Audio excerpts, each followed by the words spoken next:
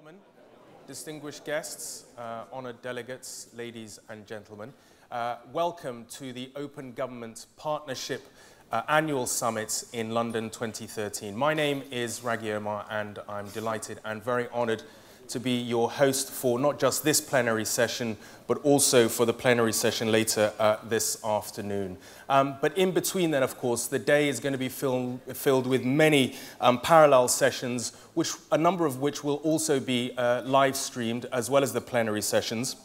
And you can explore those in the festival area, and it'll give the chance to many of you, delegates who've come from over 60 countries, over 1,000 of you, in order to network, meet other people, and explore some of the key themes and ideas surrounding this conference. And I can see many of you have got smartphones and iPads. Do get tweeting. The hashtag is OGP13. But I would just ask if you could put your ringtones on silent so that it doesn't get in the way of the proceedings. It's a very international, very diverse summit, and as a result, you will see that we have simultaneous translations that you can find on your consoles. The channels will be listed. There's English on channel 1, Spanish on 2, French on 3, Arabic on 4, and Russian in 5. Just a few important housekeeping points. In the unlikely event that there is an emergency and we have to evacuate, you will hear an alarm followed by a statement on the tannoy system, on the public address system. Please do know where your nearest fire escape is. There's one at the back over there, and there's two to the side. And the assembly points will be at the column just right across the road, immediately opposite the main entrance to the Elizabeth Conference Centre. That's all from me for the moment, and I'm delighted to say that we can now get started.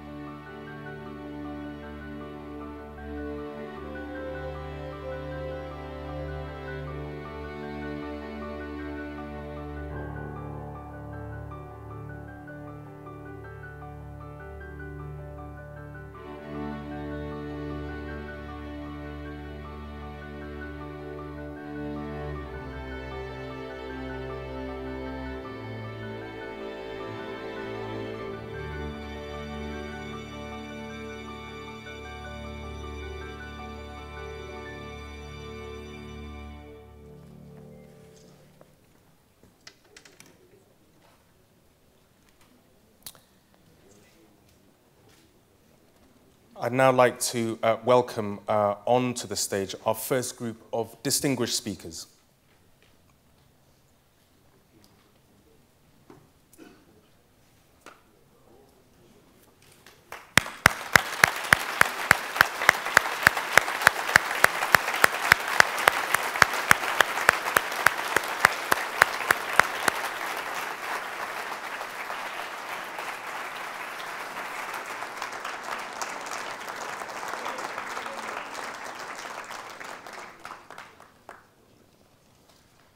Good morning and welcome to London. It's great to see this hall packed with so many people from so many parts of this increasingly connected world. This summit marks the end of Britain's lead chairmanship of the Open Government Partnership, a partnership that's very close to our hearts. I'd like to welcome onto the stage Prime Minister of the United Kingdom, David Cameron. Next to him, Vice President Budiono of Indonesia, whose government takes over from the UK as the lead chair at this conference, supported by the government of Mexico. Next to Vice President Budiono, Warren Kravchuk, who has been the civil society co-chair of the partnership from the beginning. Then President Kikwete, who has been a passionate supporter of the partnership from its outset. Next to him, Rakesh Rajani, who is taking over the role of lead civil society chair. Prime Minister Kablon of the Côte d'Ivoire.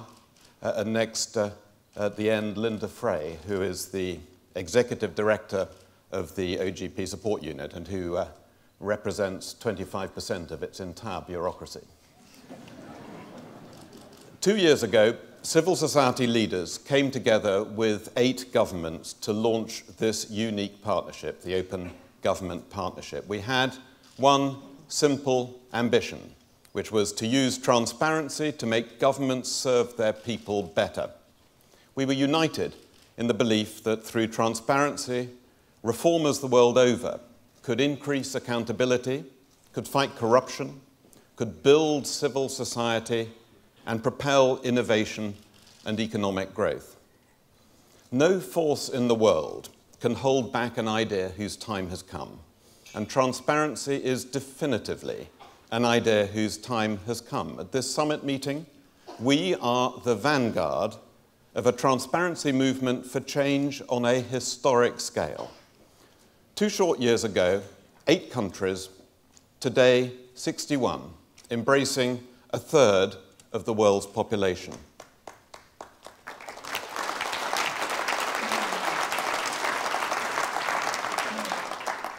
Each of the 61 stands at a different place along the path to openness, but it's a partnership, not a competition, and the point of coming together is to support one another as we drive this historic change.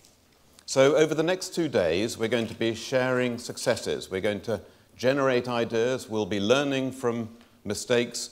We'll check that previous commitments have been met, and we'll be setting ambitious new commitments. In doing so, we'll showcase to the world the power of open government. We'll discuss the first reports from the independent reporting mechanism. For us in government, that'll be uncomfortable because transparency takes us out of the comfort zone. It's not a warm and fuzzy add-on. It's not a feel-good accessory. It's hard-edged, tough, rigorous, and we want it hardwired into international governance and woven into everything that we do. And we should acknowledge that governments aren't monolithic. Each government contains reformers, and it contains resistors, and that's as true of bureaucracies as it is of the politicians. The reformers' road can be a lonely one, with many hazards and obstacles along the way. Yes, we all need to be held to account, but alongside the pressure, proper pressure, for further and faster change, let's recognize and celebrate the successes that there have been. We assemble here charged with the responsibility to carry forward this great cause. If we succeed, we'll have created historic change that's unstoppable and irreversible. So let's go to it with a will. It's now my pleasure to hand over to the man who's championed transparency both on the national stage in the UK and internationally, Prime Minister of the UK, David Cameron. Thank you.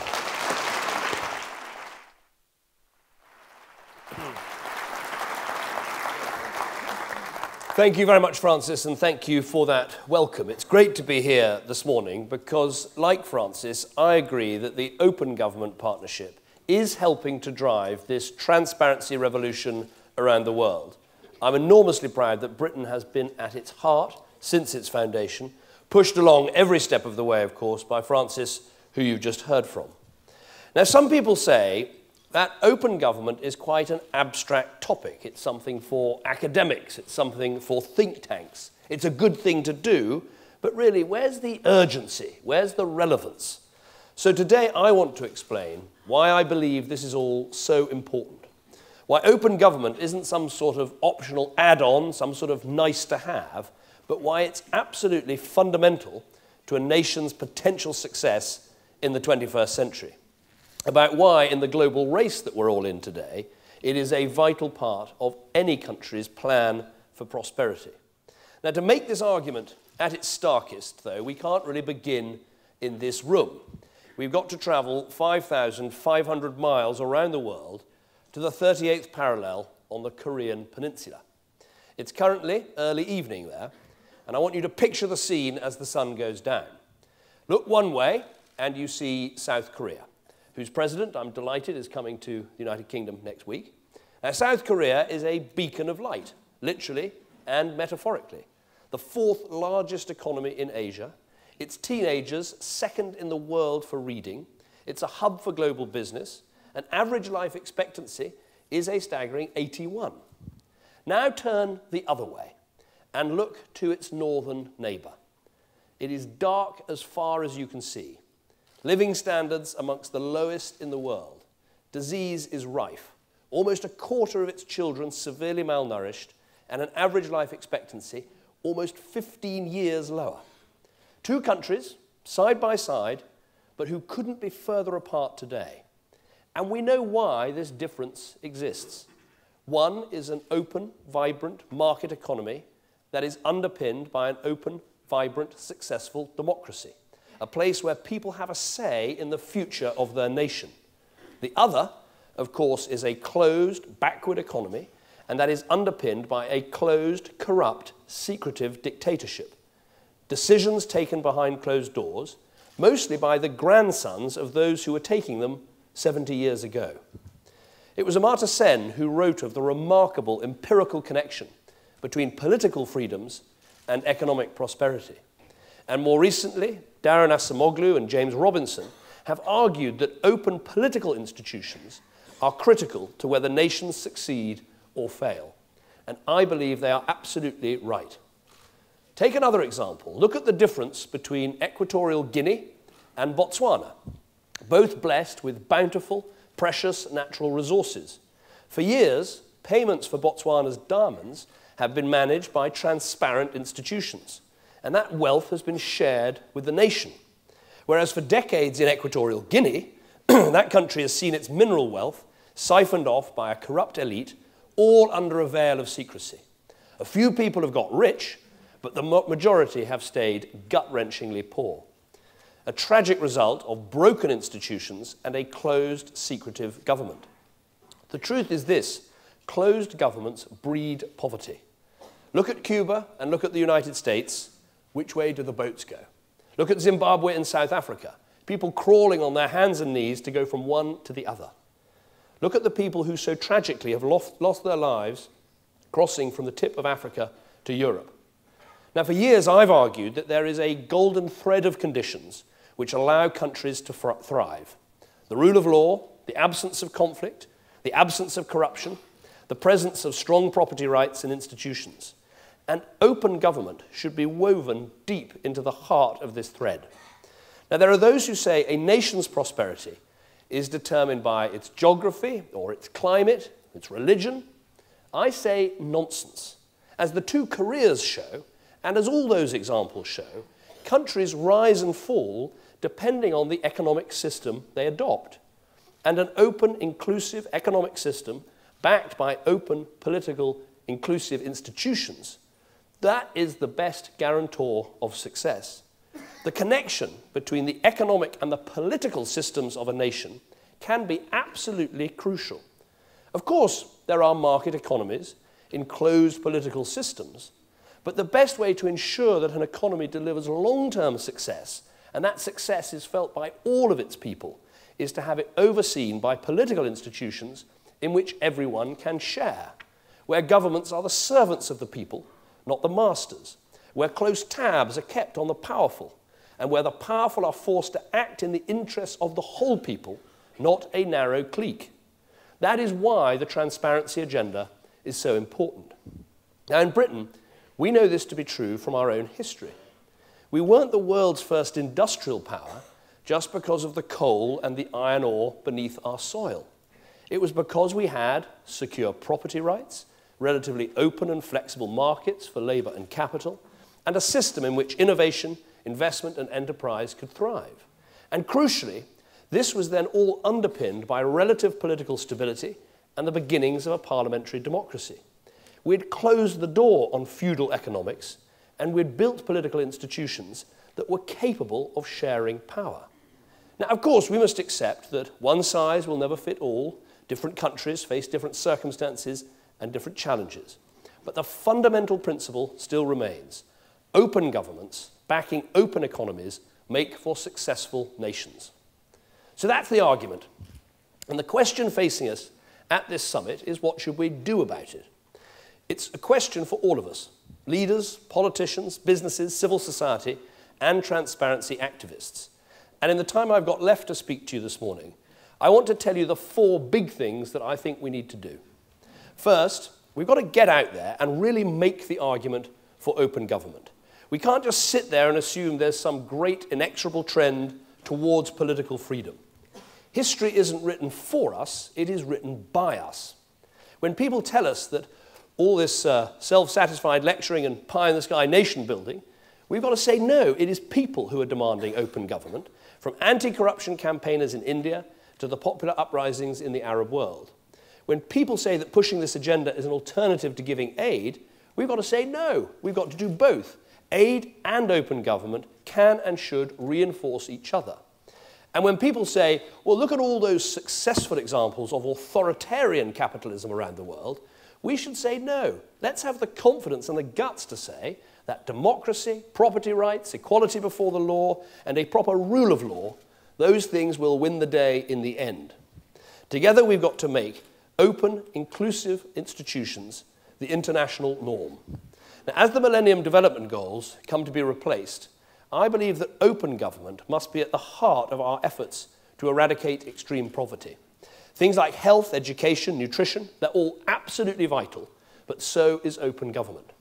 The recent high-level panel on development, which I co-chaired with the presidents of Indonesia and Liberia, in that report we made this very clear. We proposed concrete goals on the rule of law, on property rights, on free speech, on media, open political choice, access to justice, tackling corruption. All these things should be at the heart of what we replace the MDGs with. As the UN Secretary General himself has said, peace and stability, human rights and effective governance based on the rule of law and transparent institutions are outcomes and enablers of development. So now we've got to press ahead and make sure we get these kinds of goals embraced by everyone in the international community. So that's the first thing we have to do. Second, we've got to translate words into deeds. We can't just talk about open government, we've got to deliver. Now, during Britain's presidency of the G8 this year, we promised a big push on transparency in payments for natural resources, in open data, and in property rights. We got world leaders to sign up to a declaration which, in clear and plain language, commits us to action in all of these areas, not least property rights. This is an area where we shouldn't be nervous about pushing our agenda. As a country, you can't do open institutions without doing property rights as well. They are hugely important. They are the very bridge between open institutions and economic prosperity. It's only if people know that their wealth won't be stolen away by corrupt officials or anyone else that they'll actually press ahead and create that wealth in the first place. So this year at the G8, we agreed to help on the ground. The G8 countries are going to work with developing nations to strengthen their land policies and institutions, and this is going to mean that people have clear rights to the land they live, farm, and work on. Britain is going to work specifically with the Tanzanian government, creating a new land tenure unit, setting out who owns what right across the country. And I want to pay tribute to President Kikwete of Tanzania, who's here today, who's doing so much to make this project a success. So that's the second thing, words into deeds. Third, in developed countries, we've got to practice what we preach. When we talk about transparency elsewhere, we've got to show it at home too. Now, over the last 3.5 years, the government I lead has been unprecedented in the amount of information that we have released. You can now map the crime on your streets, the standards in your schools, the performance of your hospitals. You can see the businesses and the people who government meets with, the names and roles of senior civil servants, not to mention the pay of most of our top officials. And I want us to go even further. So at this conference, you'll hear a raft of new commitments, not least on the National Health Service. But this transparency needs to extend beyond the public sector and into the private sector too. We need to know who really owns and controls our companies, not just who owns them legally.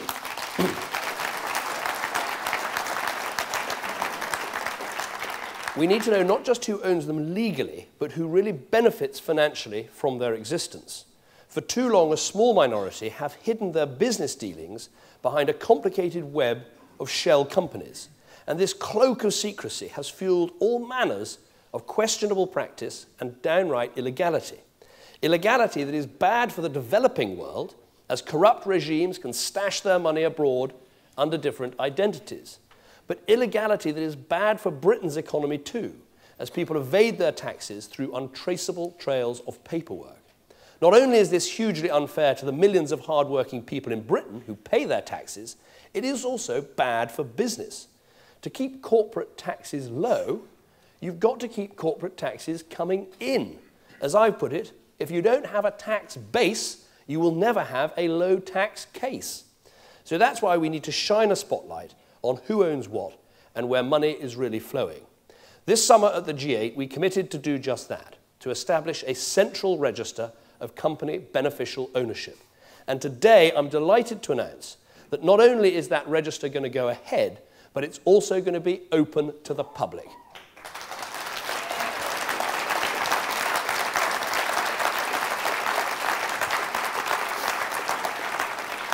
Now, some people will question whether it's right to make this register public. Surely we could get the same effect just by compiling the information and using it within government and sharing it between governments. Now, of course, we in government will use this data to pursue those who break the rules, and we're going to do that relentlessly. But there are also many wider benefits to making this information available to everyone. It's better for businesses here, who'll be better able to identify who really owns the companies they're trading with. It's better for developing countries who'll have easy access to all this data without having to submit endless requests for each line of inquiry. And it's better for us all to have an open system which everyone has access to, because the more eyes that look at this information, the more accurate it will be. This is, I believe, a complete world first on transparency, and I'm proud that Britain is leading the way. And today I call on the rest of the world to join us on this journey. Together we can make an even bigger difference. And together we can close the door on these shadowy, corrupt, illegal practices once and for all. So making the argument, words into deeds, practicing what we preach, those are the things we've got to do. But there is one more thing. We've got to give our full-throated support for the groups that support and promote transparency, not least the Open Government Partnership. This is a truly exciting institution. Rather than getting bogged down in endless communiques, the Open Government Partnership is about concrete reform. If you look around the room, we have 61 members, over 1,000 specific commitments between us in just 2 years. We've got the Liberian government here, who've pioneered citizens' budgets, giving people a greater say on how their money is spent. We've got representatives from the Philippines, who are letting the public audit major government projects. We've got people here from Brazil and Croatia, who've introduced their first freedom of information laws. These are huge practical steps. And as Francis has said, these steps are not always easy. They're not always convenient for politicians to make. And that's all the more reason to group together in a partnership where we can support each other. And I'm pleased to welcome this morning Vice President Budiono of Indonesia and Rakesh Rajani of Twaweza, who are taking over as the organization's lead co-chairs. Rest assured, you will be able to count on Britain's full support in the battles ahead. So I want to finish by saying this. None of what I've outlined today is easy for us politicians. Transparency brings risks. Indeed, we often find that out here on a day-to-day basis. But it is absolutely critical. Time and again, history has shown us that open governments make for successful nations. From the children across Africa who depend on it, to the pensioners in this country who rely on it, it matters. So let's keep the momentum up, let's keep going, and when history comes to be written, let us make sure that this generation was not found wanting. Thank you very much indeed for listening.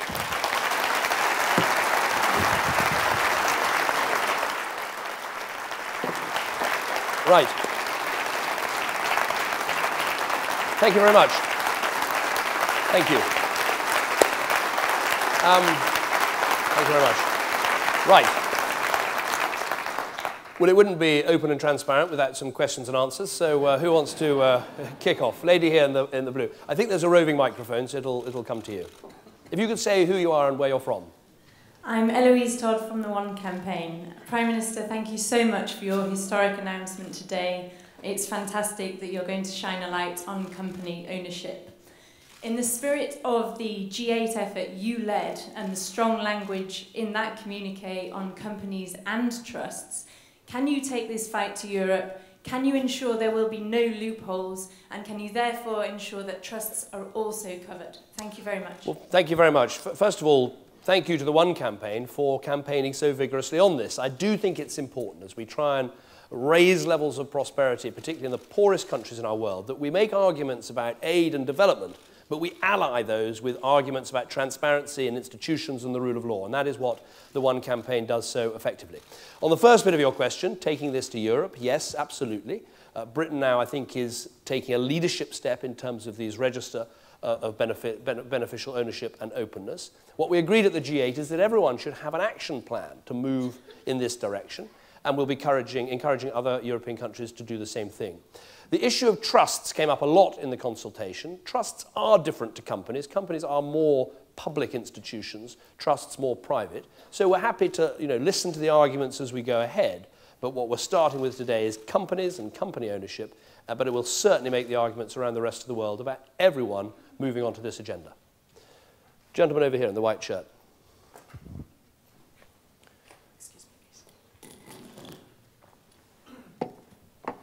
Good morning, Prime Minister. Thank you very much. My name is Simon Burrell. I'm coordinator of the UK Civil Society Network for Open Government. I've been working with you, with Francis Maude and your officials on the National Action Plan. So the announcement today about beneficial ownership is wonderful, as are a number of other commitments.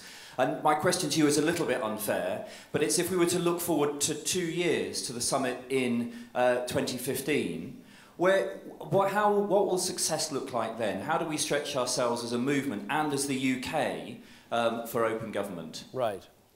Well, an international point and a domestic point. I think on the international front, I think openness and transparency on tax, trade and ownership. I think those issues that were in the Lockern Declaration, which I put a lot of time and effort in to try and write this declaration in clear, readable English. You can really get to grips with the commitments that those countries made around the table. And what I'd like to do in the next 2 years is try and roll that declaration out into action across the world. I think it is simple and straightforward enough for everyone to get to grips with. I think that's the international agenda. I think the domestic agenda, I think where I'm particularly focused now, because it's so important to get our public services working as well as they can, I think the focus here in the UK will be quite a lot on healthcare, education, publishing information so that consumers, citizens, patients, parents can make good choices. I think it's an enormous tool for improving our public services. And frankly, we all face the same challenge across the world. Big budget deficits, governments we're finding difficult to afford, as it were. So if we want to improve public services, transparency's got a big role to play. There's a third point I'd make as well, which has struck me while doing this transparency work, which is a pro-enterprise point. I was very struck quite recently when I was handing out an award for who had created the best app while at university for iPads and mobile phones. And I was very struck that almost all the best apps were actually based on the release of data. So someone had one for which is the safest street to live on in Britain. Another had one where's the hospital with the shortest queue, or which is the school with the best results in my neighborhood. And this just struck me, a very simple point. You all know this, but I'm a simple guy, that actually the release of data is an enormous wealth creator. A lot of businesses are based on information. And so the more data we make available, the more businesses that can grow, and the greater success our economy will be. So I think those are the priorities. An international agenda about tax, trade and transparency, a national agenda here in Britain about public services, which I know many will want to adopt, and this wealth creation point, which we shouldn't lose, because I think it helps to make this whole issue of open government relevant to the economic challenges that we face as nations as well. Gentleman right at the back.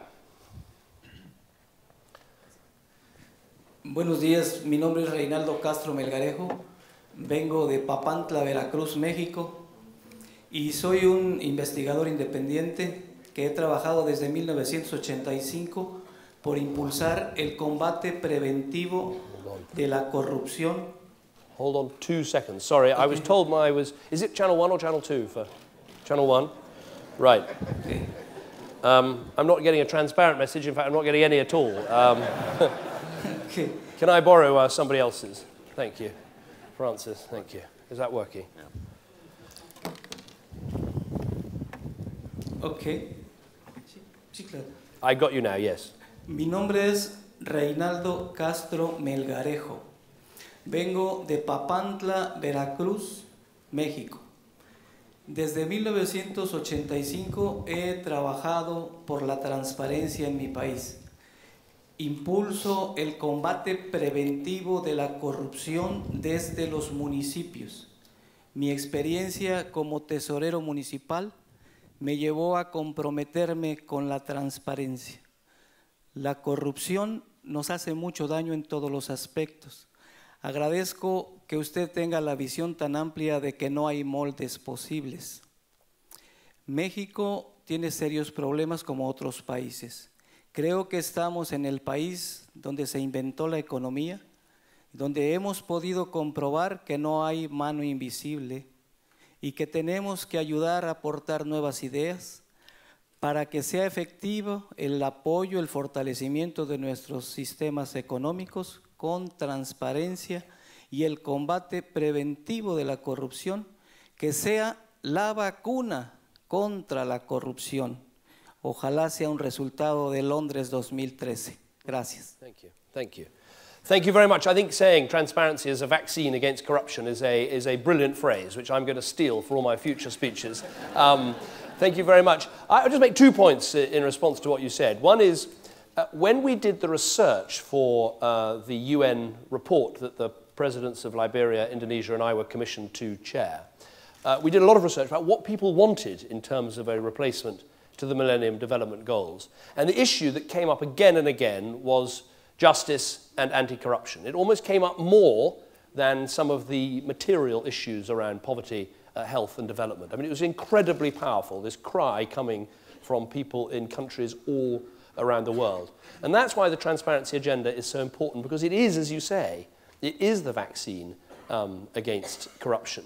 And that leads to the second point. What I was trying to say in my speech is, what is it that determines whether a country's institutions and politicians govern for the public good and share wealth, strength and power, or whether they extract from the country and are corrupt and feather their own nest? What is the, is there some magic move that makes institutions good rather than bad? Well, there's no magic bullets anywhere in this world, but arguably transparency is the key, because it makes it far more likely with transparent institutions that you get people involved in those institutions that want to be inclusive rather than taking money out of a country. So I think it's hard to overestimate the importance of the issue that we're discussing today. In my speech, I was very struck by what those two academics I mentioned, James Robertson being one of them, wrote about why nations succeed and why nations fail. I think it's an incredibly powerful argument, and absolute at its heart is the behaviour of institutions, and at the heart of how institutions behave is how transparent they are. So thank you for your vaccine quote I'm going to use from now on. Let's have gentleman here.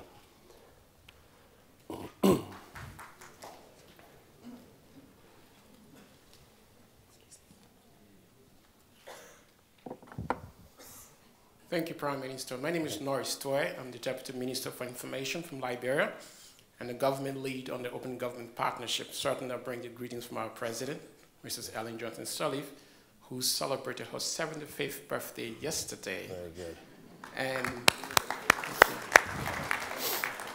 And no doubt a very passionate reformer. Mm-hmm. My concern, and I'd like to know your thoughts about the sustainability and survivability of the Open Government Partnership vis-a-vis elections. Many of the 61 countries at some point in time will have elections, say, within the next 3 to 5 years. What happens, say, for example, if a reformer who is a president is, say, not elected? What is the survivability and the prospect for the Open Government Partnership? Thank you very much. Thank you. Well, first of all, will you send my best birthday regards to President Johnson Sirleaf? It was a real pleasure working with her in the UN panel that we did. She brought an enormous amount of direct experience of seeing your country, Liberia, go from the devastating poverty of conflict, war, and lack of transparency and corruption and institutions that literally extracted the wealth from your country and blew it away, to the progress that you're now making. So she's an extraordinary figure and one I admire enormously. The sustainability of the Open Government Partnership, well, it'll depend on all of us. It'll depend on the politicians making their promises and keeping their promises.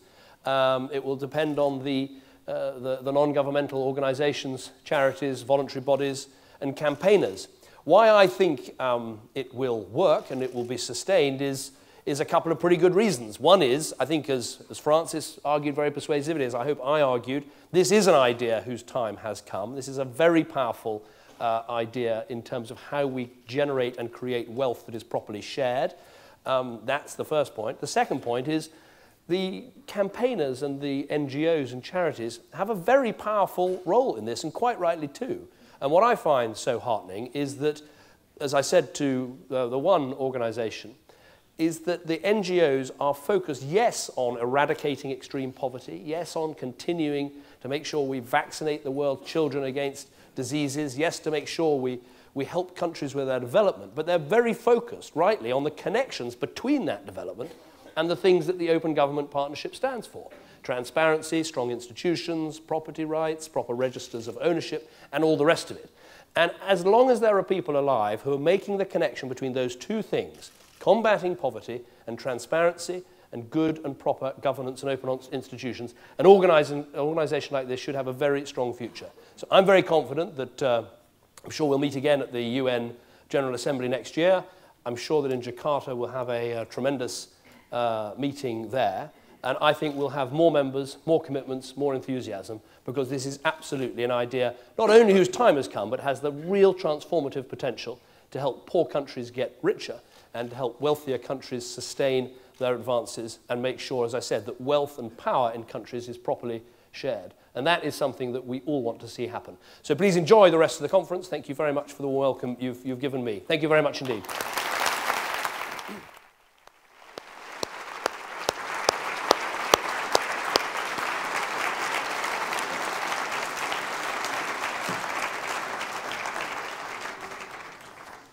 Prime Minister, thank you very much indeed, and you've set our ambitions high for the rest of the conference. It's now my pleasure to introduce Vice President Budiono of Indonesia, who takes over from us as the lead co-chair. Thank you.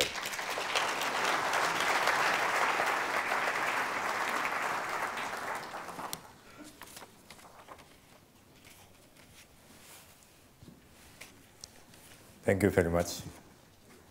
Excellencies, ladies and gentlemen, it's a great honor for me to be here today. And on behalf of President Yudhoyono, allow me to convey Indonesia's highest appreciation to the United Kingdom's excellent leadership in the Open Government Partnership over the last year.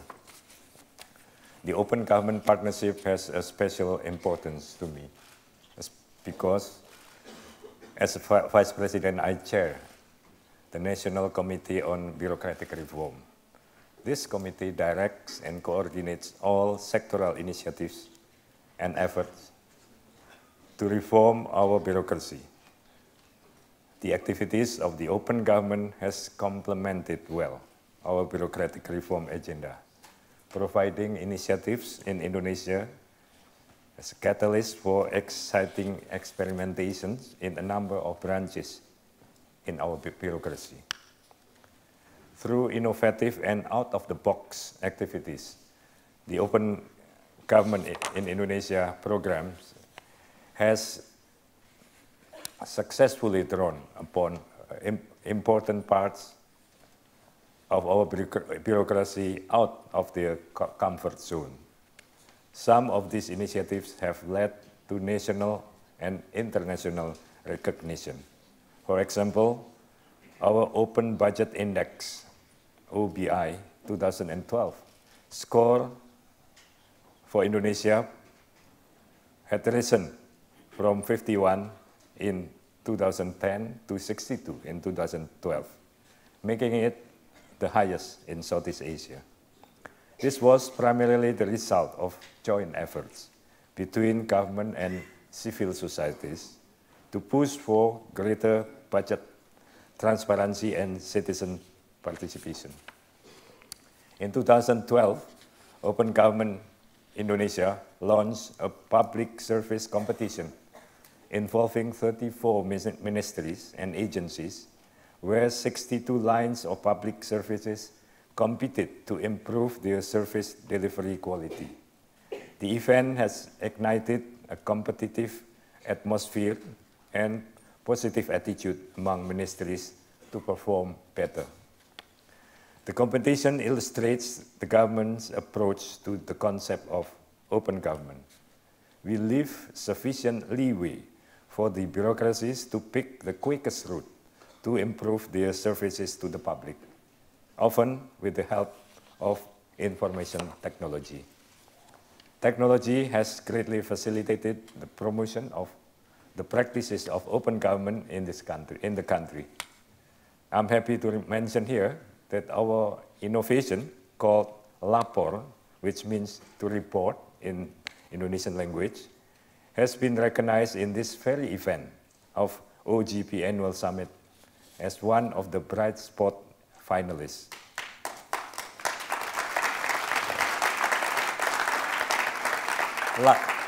Lapor is a two-way information technology platform where citizens could submit complaints, aspirations, and inquiries about government programs and services that public officials could subsequently respond. Lapor, I must say, is a rather brave experiment to break the old-age barrier between those who govern and the governed. Let me mention another example of open government initiative that we have successfully implemented for quite many years now. In the National Team for Poverty Reduction, which I chair, community participation has been made an integral part of the routine validation and updating of our social protection programs. From time to time, information from village meetings are now regularly incorporated into the National Registry of the program beneficiaries. To us, open government is not only about technology and innovation, but also about effective public participation in policy process. These are some modest examples of our open government initiatives. We know the potential has not been exhausted. We hope to share our experiences with other members during our chairmanship. Before I close, allow me to mention two things that will characterize Indonesia's approach during our chairmanship. First, we see OGP as an innovative movement that is powered by real action. It is a platform for sharing experiences to inspire each other to act. We believe that openness is basically about improving governance and enhancing policy effectiveness by more fully accommodating the people's voice in the decision-making that affects their daily lives, thus creating broader civic ownership of government programs. Second, we hope OGP could also contribute to the success of the global development agenda, particularly the post-2015 development agenda. OGP could provide insights, best practices, and innovations on how to strengthen governance, particularly for developing countries. Additionally, OGP could disseminate experiences on how to make advantage of information technology as an affordable and quick means to improve good governance.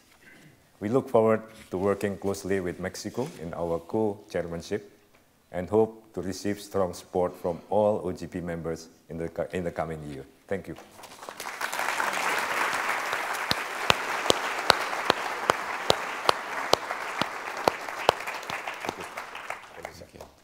Dr. Budionio, thank you very much indeed for that marvellous speech. We know that the partnership will be in very good hands under your government's leadership. But can I just say what a pleasure for me it's been working with your colleague, Minister Kuntoro, over the last year.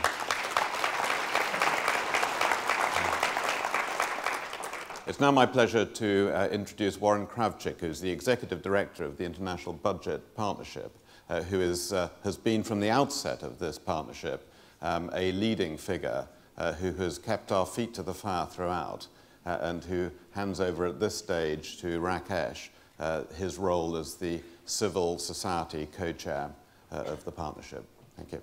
Warren.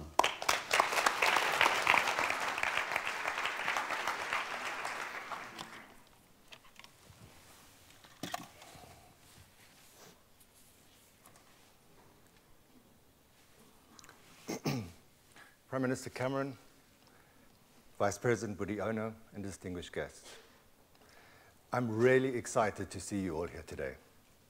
I wanted to begin with a little story. I started working on budget transparency in South Africa as the African National Congress government replaced the previous apartheid government. I remember clearly a day early in the transition when the new Parliamentary Finance Committee used the new constitution to ask the Department of State Expenditure to report on its progress in developing the next year's budget. In response, long-time members of the department reluctantly appeared before the committee and a packed house of journalists. Before speaking, the officials asked the chair to clear the room of journalists because they had extremely sensitive information to share. And what was that extremely sensitive information? Only that national departments had asked for twice the amount of funds that were available in the Treasury. This is hardly unusual in any government or any family.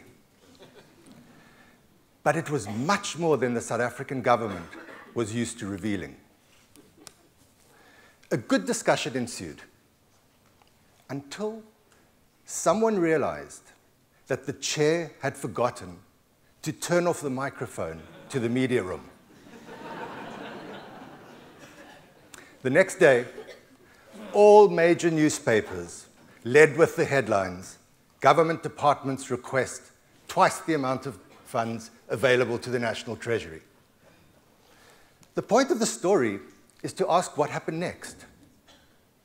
Nothing. The government did not fall. Markets didn't crash. In fact, the South African transition advanced with a debate that was more robust and with more access to the facts. Citizens understood the information. The media reported more on budget issues. Business incorporated the news into their projections. And government negotiations continued with just a little bit more pressure on civil servants to be more realistic. Over time, the Department of Expenditure worked with those inside and outside government to help South Africa become a global leader in budget transparency. As the story shows, opening government is a roller coaster ride, but the payoffs are immeasurable. OGP's growth shows that the message of more open, more responsive government resonates strongly, not only in South Africa, not only in Africa, but all over the world. In just 2 years, we've achieved a remarkable amount. 61 countries and over 1,000 commitments are impressive headlines. The stories on the ground are even more compelling. In Mexico and the UK, co-creation replaced consultation, as civil society rejected the first action plan and worked with governments to recraft the plan. Tanzania, Liberia, Kenya, Jordan, Hungary, Ghana, and Croatia are all working to develop citizens' budgets, to bring citizens closer to the holy grail of public finance. The Philippines is implementing a good housekeeping program, a performance-based grant system to reward governments or government units that meet good standards of performance. Citizens and civil society organizations participate in the schemes by joining the validation teams. We're making good progress, that is clear, but not in all countries, and has been noted, even countries at the leading edge can do better. We can't assume success in this endeavor. There is no invisible hand of accountability to ensure it. Government openness is fiercely contested in every country, between those who favor openness and those who benefit from closed. The critical role of OGP is how to tip the balance of power in favor of openness. To do that, in many more countries across the partnership, we need to intensify our effort in 4 areas over the next years. We need to fundamentally transform the government-citizen relationship. We must aim higher, achieving more. We must protect civil society against growing threats. And we should start to trigger OGP's collective action potential. To start with government-citizen dialogue. In working for open government, we should all be humble. There are no easy answers to the long-standing problems that we are encountering. No one in government, in civil society, or in the private sector has all the answers. Working together, governments and citizens bring more and better information to the table. That information drives better policy choices and better implementation. That's why reinventing the government-citizen relationship is what OGP is all about. So far, the quality of the OGP process has been mixed. There are inspiring examples in a number of OGP countries. But while 40% of civil society respondents to a recent survey said that the dialogue process was excellent, 40% said that it was very weak, and 20% were ambivalent. Many activists say that their proposals aren't taken seriously, or they're not told why their proposals are rejected or accepted, or their engagement is ad hoc and inconsistent. I think the message is clear. We applaud the pioneering examples of real dialogue, but we are troubled that so many of our colleagues remain deeply unhappy with the process. National conversations will involve a steep learning curve, but they are good models for countries to adapt, forums to facilitate learning, and an engaged civil society. Let's not waste the opportunity to do something really powerful. At this summit, the most important discussion that we have is how to make much more progress in advancing civil society participation in every country. To reach that goal, we should focus on real dialogue, on consistent engagement, and answerability. Secondly, ambition. OGP is really a race to the top. We want to drive good practices to a much higher level of innovation and access and impact. Many national plans are filled with creative and meaningful commitments that stretch current practices on participation and accountability. But too many of them still recycle previous government programs or add small steps to unremarkable policies. Some focus only on easy wins or on policies that won't make government any more open. During these 2 days, we'll talk about deepening participation and we'll talk about broadening civil society engagement to drive ambition. We rarely talk about how to support the civil service reformers who will actually deliver the commitments. They will ultimately determine our success. A skilled and enthusiastic layer of civil servants can drive reforms, can maintain the commitment of top-level decision makers, and create space for dialogue. That's why the 5 working groups we are launching today are so critical. And you all have a role, an important role, in helping us to design them in ways that supports active learning and ambition. We also need to protect civil society from government constraints. In an alarming range of countries, activists increasingly can't organize, speak openly, or receive funding. In many cases, outspoken critics are jailed, or even tortured or killed. Civil society faces troubling new restrictions all over the world. Even some governments that are committed to democracy and are promoting openness as part of OGP are simultaneously stifling civil society. We must recognize that these efforts can undermine everything that we stand for. How can OGP respond? One option is to adjust the partnership's eligibility criteria to much better capture civil society space. A second option may be to enable OGP to suspend countries that violate basic conditions for civil society to operate. We can debate the options. We cannot delay this discussion. Finally, on triggering collective action. Our commitment to civil society and government collaboration and our global reach give us an exceptional opportunity for collective action. As the Prime Minister noted, OGP can make a big contribution to influencing the post-2015 development agenda.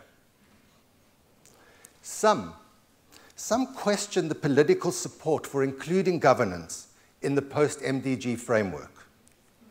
Our diverse membership of 61 countries should make clear just how broad the political support is for putting transparency and accountability at the heart of the MDGs.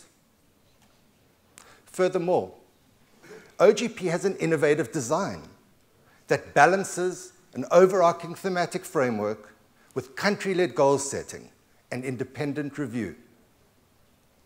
OGP can support the post-2015 architects who are struggling with exactly this balance, an overarching framework and country ownership. In conclusion, we have a choice. We can continue to make incremental progress in some countries with a few bright spots, and that'll be fine. But if that's all we do, we will have wasted an amazing opportunity. Or we can do something different. We can really stretch ourselves to revolutionize the government-citizen relationship. That's the choice we'll make today and in the years to come. Thank you.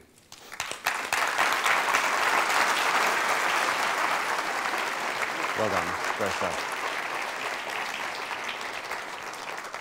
Warren, thank you very much indeed for that. Now, I think over to you again, Rage. Thanks very much indeed, Francis, and thanks, Warren. And also, thank you very much, Vice President Bodiano. Thank you.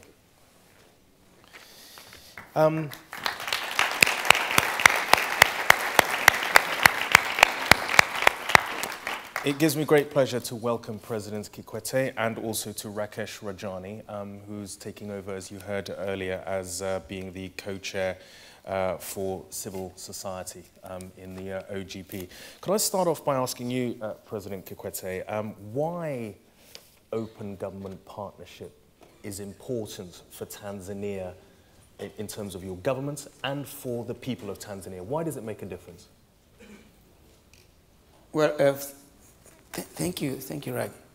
First, let me congratulate my countryman here for assuming the chair. He's going to be holding your feet to the fire, you realize that? Not necessarily so. He's going to hold the feet of fire of all the 61 member states. Well, of course, transparency, openness, and accountability are critical both for government and the people. Because when the government is open, the people know what is going on, and they can hold the government accountable. Mm-hmm.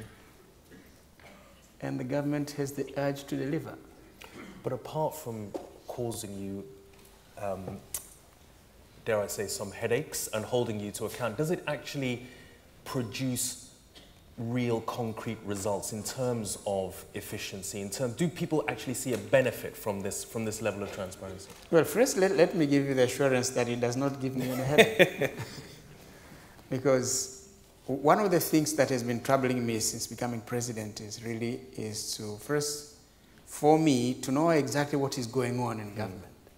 Because you may have a plan, and you may just believe that things are happening while actually nothing is happening. So one openness in the sense also gives me the opportunity to know what is going on in the various departments of government. But we in government are there for the people. And if the people know exactly what is going on, and if people tell us what they want us to do, and if the people are not happy with what we are doing and they get the opportunity to tell us, that's healthy. Rakesh, I mean, you've been involved in Open Government Partnership right from the beginning. What's your motivation and why are you so passionate about this initiative from a grassroots point of view? I think OGP is about getting things done for people.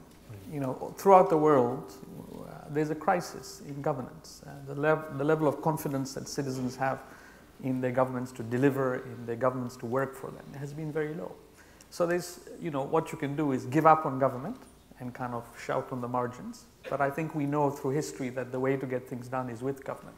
And what OGP does is says to government, look, if you want to succeed, the way you will succeed better is, as President Kikwete said, by listening to people, by engaging with people, by wanting honesty. You know, a good leader is the one who wants to hear not only the good news, but the bad news. And also on the part of civil society, we also have a crisis.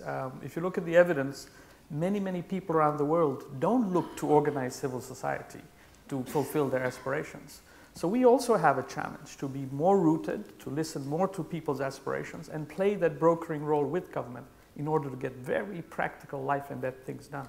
One of the important themes from this summit and from the whole OGP movement is protecting the space for civil society groups and for activists in order to be able to help in the process of transparency. What can governments do, what can your government do in order to help people like Rakesh and other activists if this process is so important? Well, Rakesh can testify, but as far as I'm concerned, we give a lot of space to the civil society. We allow them to operate. We don't fight them. Of course, there are areas where we may have differences, sure. But when we have differences, we say, no, you could have done this. So we've given, because we also need this voice. You know, there is the official voice, and then there is the people's voice. But you know, the voice of a third party, but not a third party in the sense of completely an outsider. He's one of you, but speaking from a point of greater independence of telling you exactly what is not happening. As I said, one of my main preoccupations has been really to see the government deliver. And when I visited Indonesia, when we had the last CHOGM summit in Indonesia, and Prime Minister Najib was generous enough to brief us on what they've been doing in government on delivery, it impressed me a lot. I asked for private tuition. And then I got the opportunity of getting a briefing, proper briefing, and then I asked for his people to come and work with us to develop the system. And then we've been starting to develop this system. But the good thing of it is we started first we chose 6 sectors to begin with. And then in each of these sectors, the first thing we did was do an in-depth analysis of the situation in those 3 sectors, in those 6 sectors. What are the challenges? And in this, when you say sectors, you're talking about things like agriculture, education? Yeah, we had agriculture, we had energy, we had health, we had education, we had infrastructure, and we had government revenue. Right. Yes. But what we did, really, we had an in-depth discussion, first an evaluation of the challenges in these sectors. What are the issues? And this evaluation, it was not confined to government bureaucrats. It involved the civil society. He was very active in the education sector. He has always been. It involved the common people. It involved major players, private sector players. It involved government officials. So they had an in-depth analysis of the challenges in each sector. They came up with the concrete proposals on what needs to be done in each of those sectors. And then we factored that in our budget. In fact, last year we tried, but because the process went concurrently when we were doing the budget processes. But in this year's budget, then we were able to factor what was proposed. So you can see, my concern has been the government has to deliver. What are the issues and how do we deliver?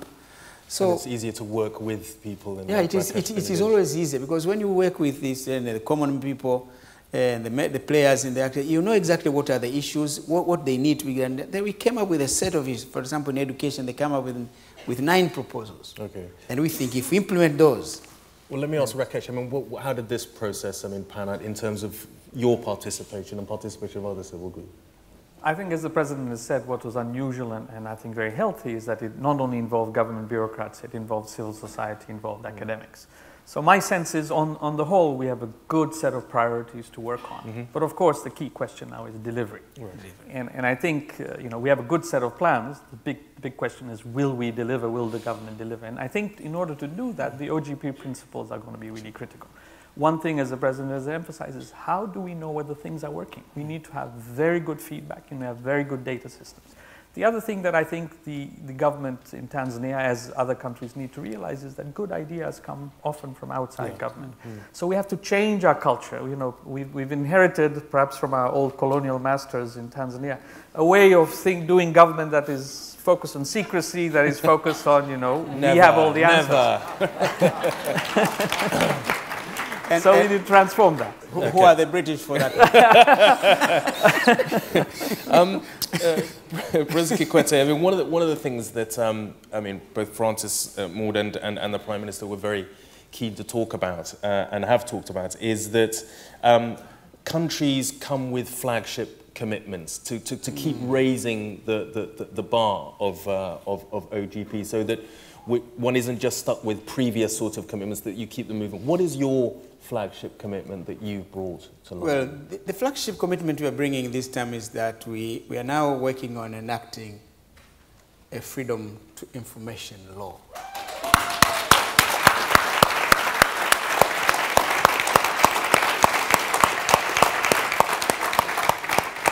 We are working on that one. We think by April next year, the Parliament will send to Parliament this bill and have it enacted. It's now giving the rights of the common man, of the common Tanzanian citizen now, the right to have information from government. We're not talking only of the freedom of the press, it's always there, it has been there, but now we're talking of the people. The government becoming more open, people having great access to information, and when they ask for this information, they should not be seen as trying to venture into territories which are not theirs.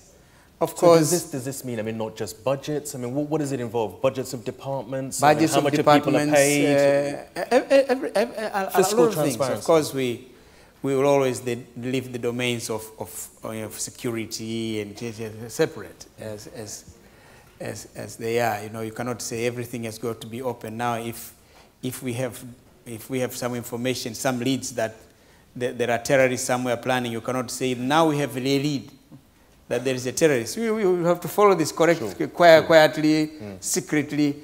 When you apprehend them, then that's when you become public. But at least if people want information on how medicines are distributed, if people want information about budgets, the budgets to their primary school, they should have the right to know this. Their budgets about when are they going to get their water supply.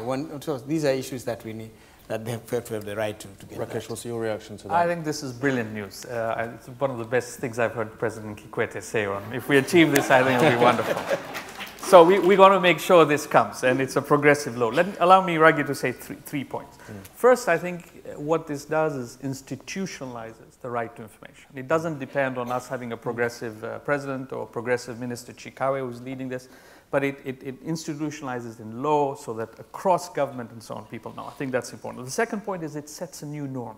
It sets a new norm on the relationship between state and citizens, and that is really, really important. And what is important also is to have the mechanisms to realize that new norm. So the devil will be in the details. What are the institutions that are done? The good news is there are countries in the world, India, South Africa, Mexico, and others where we can learn from. We're not starting from scratch. And the third point, and I think the most exciting over the long term, is if we do this right, it creates new possibilities of governments and citizens to come together to realize common goals. And in a way that I think will be much more effective than some of the reforms we've been doing, like the local government reforms. This will actually make the rubber hit the road, and I think that's really powerful. So we will work with the President and his team to make sure we have a world-class, brilliant law. We will involve Rakesh. I'm glad to hear it. I'm glad to hear it. One of the things, though, that's very interesting, and just observing the two of you, you're both Tanzanian, and there's been, just speaking personally, I mean, in the past, in Africa, and certainly in terms of my own sort of country in Somalia, there's been a sense in which politicians and bureaucrats are distant. They're on a sort of plinth of a statue, and their sense of their accountability has been very, very difficult. But seeing you two on the stage together, but also talking about how you're working effectively together, changes that kind of culture, doesn't it? Well, essentially, we are condemned to be together.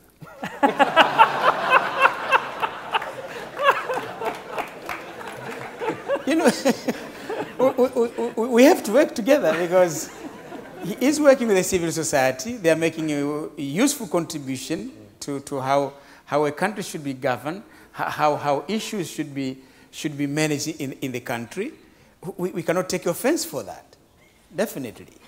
And all of us are there to help at the end of the day the people of Tanzania. So definitely, as I'm saying, we have to be together.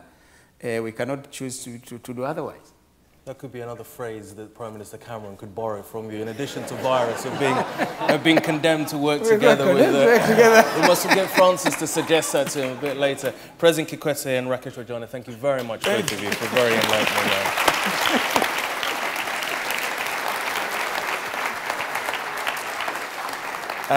I'd now like to invite Prime Minister Daniel Kablan-Duncan, the Prime Minister for Côte d'Ivoire, to come to the lectern to deliver his address. Thank you.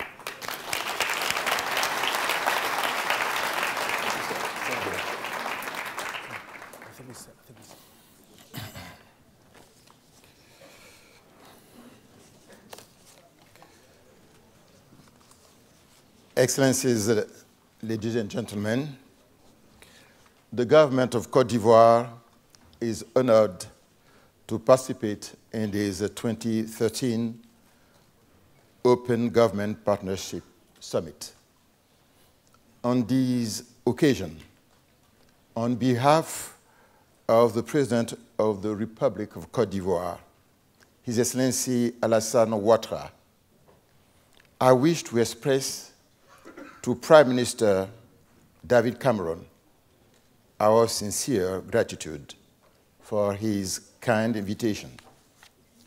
The Ivorian government, through its National Plan on Good Governance and Fight Against Corruption, adopted in January 2013, shares the principles of open government partnership, namely budget transparency, access to information, assets disclosure, citizens' participation. The Ivorian government is striving to implement the above principle through important institutional reforms. Thus, as an example, an ordinance dated September 20th of this year sets out the framework for the prevention and repression of corruption and related offenses, and also creates a high authority for this purpose. On behalf of President of the Republic of Côte d'Ivoire, I solemnly wish, before this assembly, to seek formal membership of my country to the Open Government Partnership.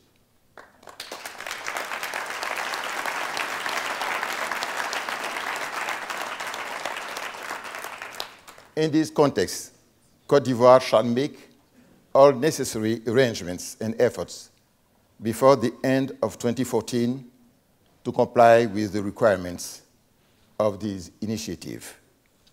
For the time being, Côte d'Ivoire ranks among the 10 first world country performers according to World Bank recent report. In 2012, economic growth reached 9.8%. This year, in 2013, we expect to have 9%. And next year, we want to reach a double-digit growth. But the main aim of the President Alassane Ouattara is to turn Côte d'Ivoire into an emerging market by 2020. So, this membership to OGP will allow Côte d'Ivoire to participate in sharing of experiences in this platform and accelerate its internal reforms. Thank you for your kind attention. Thank you. Thank you very much indeed, Prime Minister Kablon from Côte d'Ivoire. And I'd now like to introduce a short message from the President of Mexico.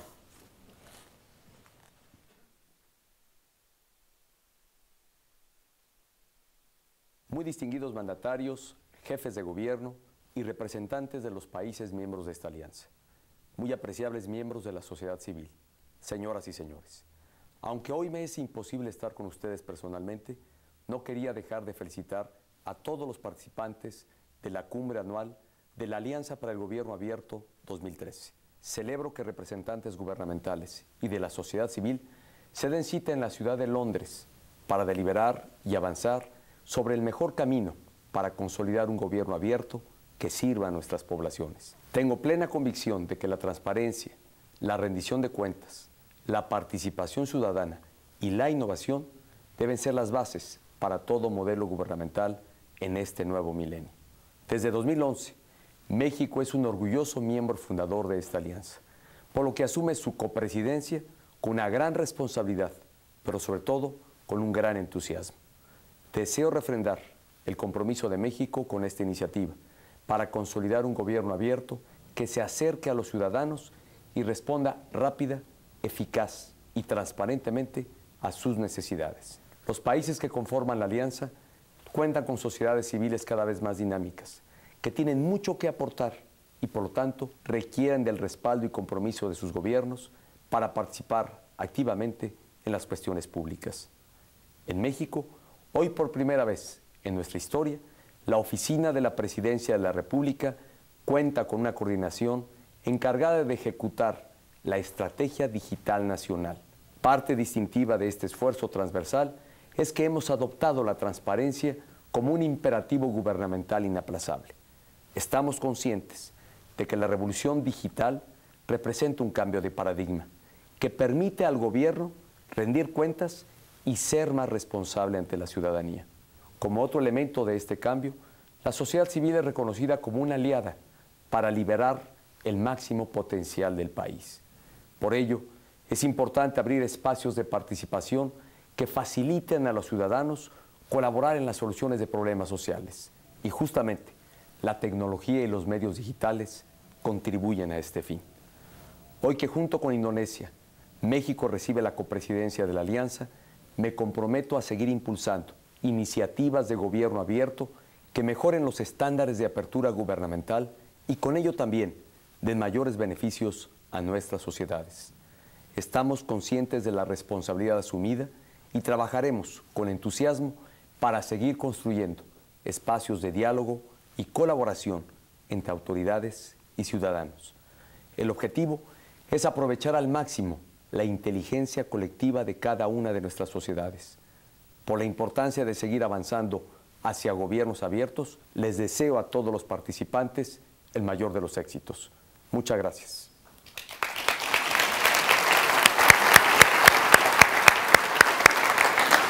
President Nieto of Mexico. I'd just like to thank our participants in this last discussion, President Kikwete, Rakesh Rajani, and also Prime Minister Kablon. Thank you very much indeed.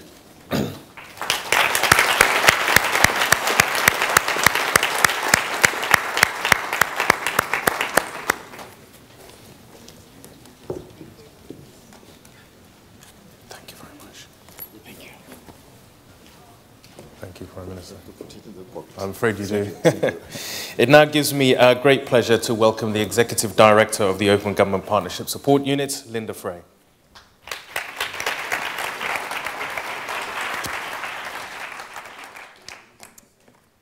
Good morning, everyone. It's a difficult act to follow, President Peña Nieto. I'm Linda Frey, as Raghi said, and I direct the OGP Support Unit, which is the secretariat for this partnership. And I have the great honor this morning to introduce the OGP Bright Spots competition. And I thought I should start by telling you a little bit about where this term bright spots comes from. Some of you may be familiar and some of you may not.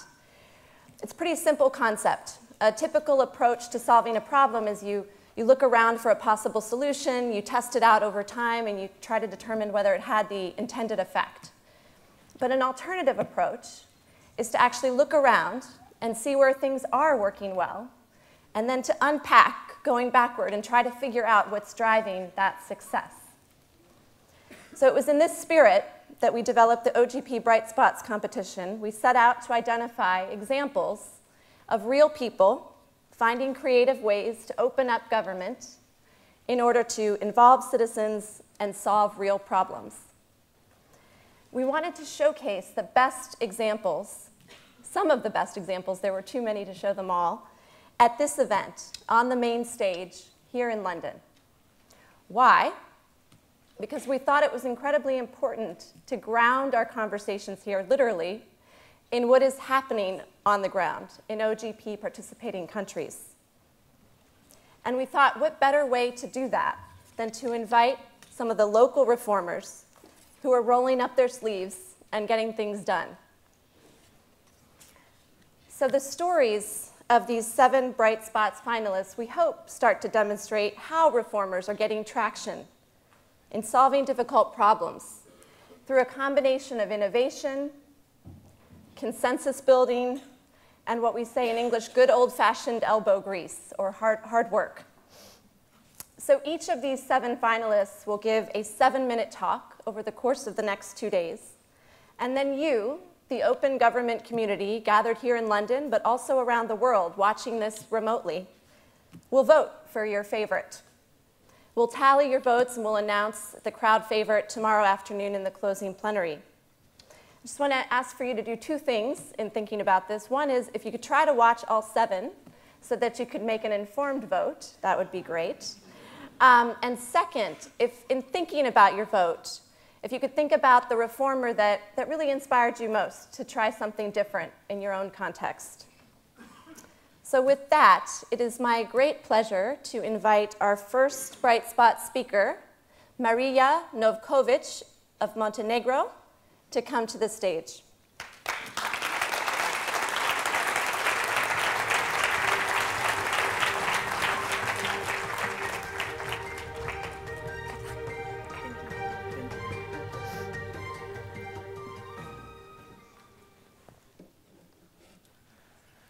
Hi, I have a question for all of you.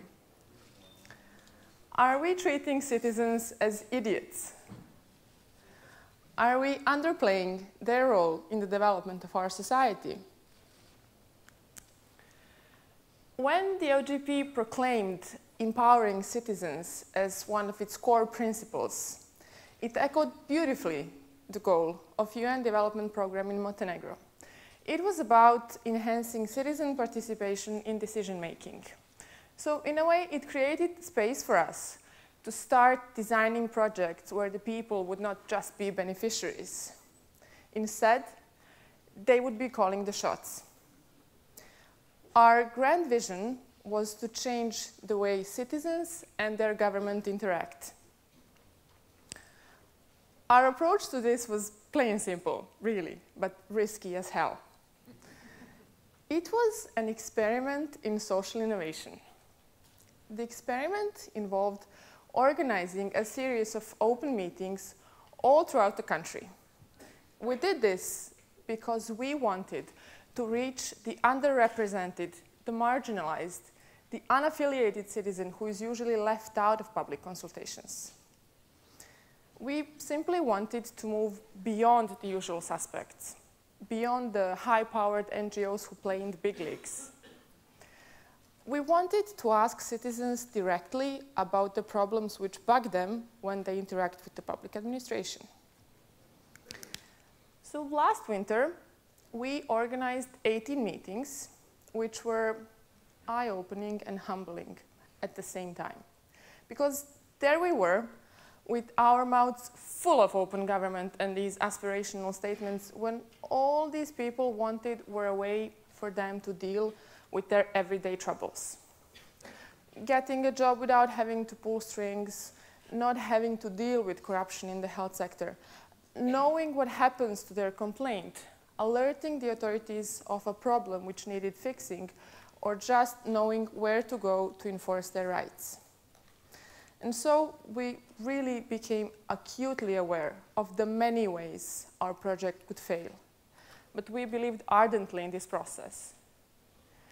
It was our belief that citizens themselves were the greatest experts for the problems in their communities. But we couldn't get the government on board this early in the process because we just couldn't answer their very first question. What will come out of this? What will be the final result? We couldn't explain the concept of social innovation to them. Anyways, after these 18 meetings, we launched a competition. We called it Open Ideas for Montenegro. Open Ideas for Montenegro. We then asked citizens to craft technology-based solutions for the problems they pegged as most troubling. So we were really looking for that one great solution, the mighty Civic app. So in spring of this year, we met with a different group of people.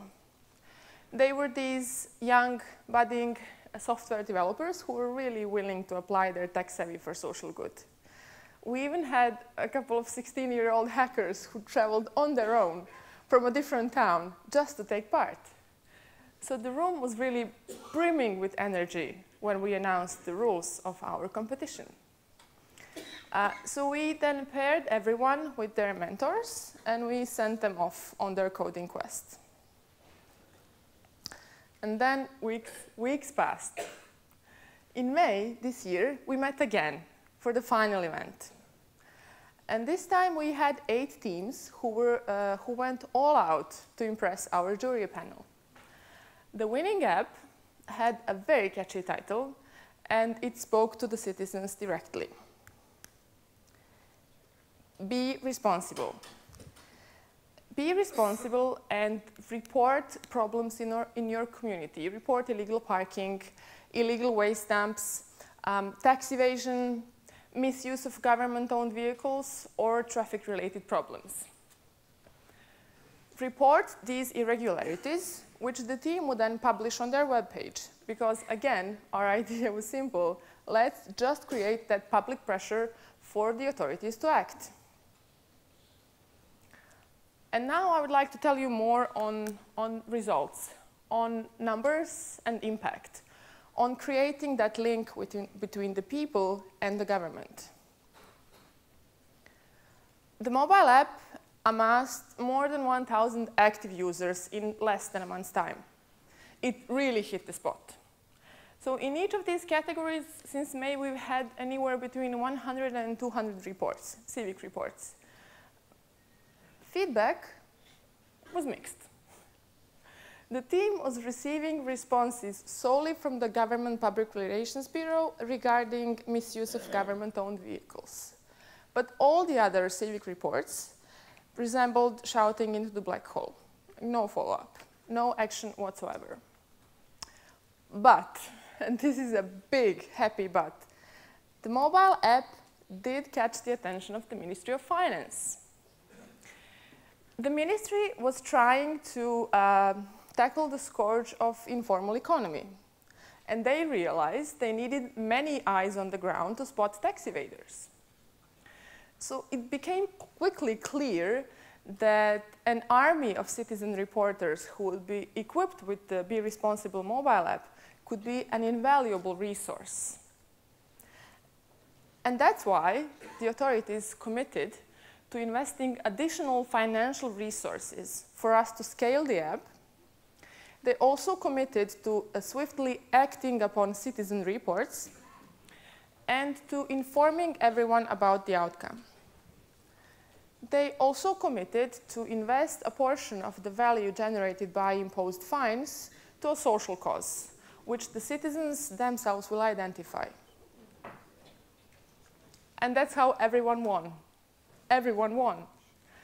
It was a win for the government because they realized the value of citizen participation. It was as if they gained 1,000 tax inspectors for free. It was a win for citizens because their voice had been heard. They were not just governed anymore, they became partners. So it became evident that this model of civic engagement could benefit other ministries as well. And I have to tell you, I can't wait to see what happens next, because this was a major win for open government, which is, with the help of technology, we are creating effective and meaningful links between the people and their government. Thank you.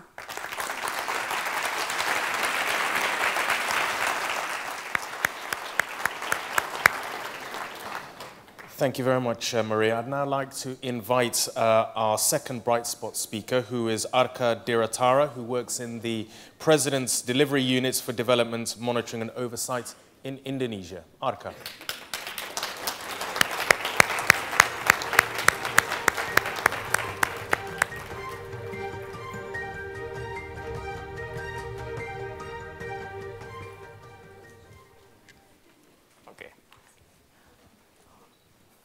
Okay.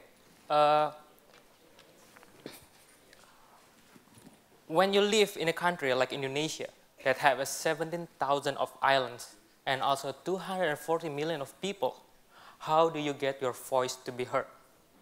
How do students tell the government that they need the new bridge to get to school? For the next 7 minutes, I will share about one of our initiatives in Open Government Indonesia that focus on enclosing the gap between the government and its people. So Indonesia is a big country, but we also have a big government. Why? In the national level itself, we have 72 institutions, including ministries and agencies. We also have 512 local autonomy government. In results, we have a complex hierarchy of bureaucracy. So every institution has their own jurisdiction and responsibility. And if you send your complaints to the wrong institution, most likely it won't be any follow-up. But we are no stranger to complaint mechanism. In fact, we are too familiar that every institution has their own complaint mechanisms. They create sporadically. Independently, they create their own system, but some of them is with low response of ratings. So what we have done that we create a national complaint handling system since 2011 that we named Lapor. In Indonesian, it means to report. What Lapor did is we integrate all of the institutions to use a one system, the Lapor. So Lapor has 3 main channels. We have first a social media website in lapor.ukp.go.id. We also have an SMS 1708. It's from our Independence Day, 17th of August, so it's pretty simple to remember for anyone in Indonesia. And we also have mobile apps. We have a BlackBerry, Android, and by the end of this year, we currently developing for iOS. So Lapor is a social media. So I believe any one of you is using a Facebook. So we get the concept first from Facebook. Imagine when you post a photo on Facebook, you will take all your friends on that photo. So every interaction on that photo, everyone will be notified. This concept that we implement in Lapor, every report from all the various channels will be tagged and verified by our admin to the related institution. So the institution will be notified, and every interaction, every response from the institution will be notified also to the reporters. So this gives the new way of interactive communication between the government and its people. So what makes the Lapor difference? Because we have all integrated in one system. So we have a statistic. We know exactly how many reports that we send to the institution, how they respond the question, how fast they respond, how the quality. And all those statistics will be sent as a part of evaluation indicator of each institution to our president every 2 months. And those statistics also we publish on the website. So anyone can access the website. People can see which ministry is doing good on the response and which one is not. So I give you some example of a bridge. So we have a report from Aceh. Aceh is the further west of Indonesia. It takes about 4-hour flight from Jakarta, the capital city of Indonesia. We have a report from a single villager, a single SMS that say that we have a broken bridge that has not been repaired since 2004 because of a tsunami. And then those reports we send to the local government, Aceh, to be followed up, and we monitor all the process. Then by the 3 months on December, we get a response from the local autonomous government that they committed to rebuild that bridge. So you can see on the next image, that guy is the one who sent the SMS. And you can look how happy that the build is being built. Okay. So we recently in 2013, this is Jakarta, the capital city of Indonesia. We have a strike by a major flood. This is a nerve of politics and business of Indonesia. So Lapor is used as the disaster emergency response. So we collect all the all the needs from the affected victims. Do they need the evacuation, supply of food, supply of clothes, and we can map it all in the Lapor. So we have also a geospatial information system based on the incoming reports. Then we dispose those reports to the related institution to make a move to the ground. So I believe that we have proved that by giving the opportunity, giving the right tools to its people will help the people to help the government. Government can now working more effectively to deliver what is really need of its people. But I would like to finish with another story. I think this is the main key factor why innovation like Lapor can be happen. So this photo is taken on 2010. Back then I'm still 21 years old. I'm freshly graduated. And I'm pitching the idea to my boss. On the left side is with the blue shirt is Pak Kuntoro. He's here with us right now. He is the head of President Delivery Unit for monitoring and oversight, my office. And he is also one of the senior minister in cabinet, but I believe we equally young, Pak. So he has a vision that the best way to improve the government is through letting engage people to monitor the government. So he trusts me, and he gave me the opportunity and advice to initiate all this project. So the message is that every generation sees the world differently, but they need to work together. Youth can give a new way of thinking how to solve a problem, such as using a logic of social media to the complaint mechanism. But we need the seniors to give the opportunity, to give the experience and advice to monitor what the youth doing. By these two combining and work together, innovation like rapport can be happen. Thank you.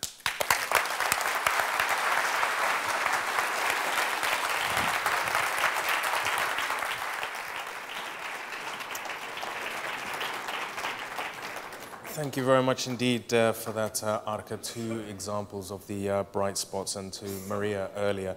That brings our first plenary session to an end. Time flies when you're having fun, as they say. It's gone very quickly, I think you'll agree. But there's a huge range of different sessions and activities taking place in the festival space around dozens and dozens of themes. It's a chance just to meet other people and to network. So do take full opportunity of that. Just one housekeeping note. I think we're having issues with the Wi-Fi, but you can use the OGP Secure, which is the wireless network, and the password is London Summit.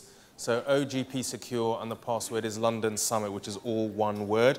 And keep using, of course, the Twitter feeds. You can see it, the hashtag is OGP13. But that's it for now. We'll see you back at around 5:15. And I hope you've enjoyed it as much as I have. Thank you very much indeed, and to all our delegates and participants as well.